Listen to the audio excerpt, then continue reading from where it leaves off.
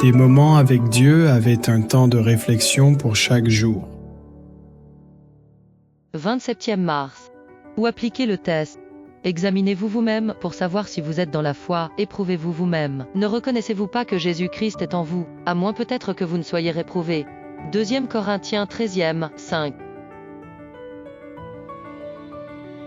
Comme il nous est facile d'appliquer cette règle vis-à-vis des autres, nous passons notre temps critique à juger les intentions ou les motivations.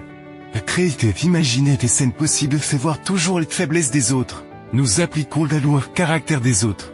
Nous utilisons la Bible pour réprimer les faiblesses des autres. Nous accusons ceux qui se sont trompés d'avoir manqué au principe de l'amour. Nous devenons amers quand les autres tombent. Nous les considérons comme suivis. Impurs et indignes d'être dans les vignes du Seigneur, mais les hommes doivent d'abord se soumettre.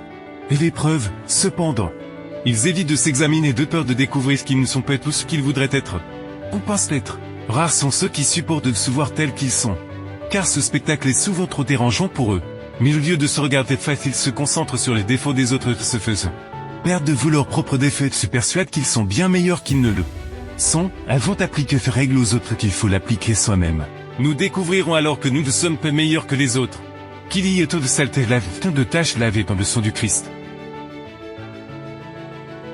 Considérons notre condition devant Dieu. Le Seigneur Jésus n'a-t-il pas envoyé message après message de reproche, d'avertissement, de supplication à ces personnes satisfaites d'elles-mêmes? Ses conseils n'ont-ils pas été méprisés et rejetés? Ses messagers délégués n'ont-ils pas été traités avec mépris, et ses paroles reçues comme de vaines fables? Le Christ voit ce que l'homme ne voit pas. Il voit les péchés qui, s'ils ne sont pas effacés par la repentance, épuiseront la patience d'un Dieu indulgent. Le Christ ne peut accepter les noms de ceux qui sont satisfaits de leur autosuffisance.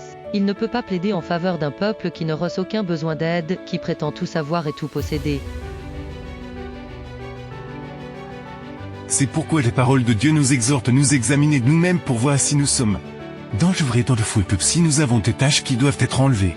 C'est un travail difficile qui se fait tous les jours, c'est notre propre cœur qui a besoin d'être purifié de son mal, qu'un esprit juste soit réévolué. C'est notre propre vie qui est notre première occupation. Ce sont nos propres péchés qui doivent être enlevés qu'ensuite. Lorsque nous regarderons ceux des autres, nous les regarderons dans le but de les restaurer. Mais Stern agit sans contrer à moi seul que nous sommes impassibles avec ceux qui se trompent.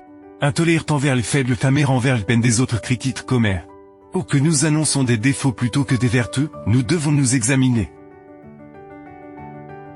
Dieu merci, il y a des âmes qui se rendent compte qu'elles ont besoin de quelque chose qu'elles ne possèdent pas, l'or de la foi et de l'amour, la robe blanche de la justice du Christ, le collier du discernement spirituel. Si vous possédez ces dons précieux, le temple de l'âme humaine ne sera pas un autel profané. Frères et sœurs, je vous exhorte au nom de Jésus-Christ de Nazareth à travailler là où Dieu travaille. C'est maintenant le jour de l'opportunité et du privilège gracieux. Il est temps de diriger les règles que nous avons toujours utilisées dans une autre direction. De pointer notre propre cœur et de découvrir à quel point nous avons besoin de notre Sauveur, si nous nous examinons nous-mêmes, nous grandirons dans la grâce du Seigneur. Amen.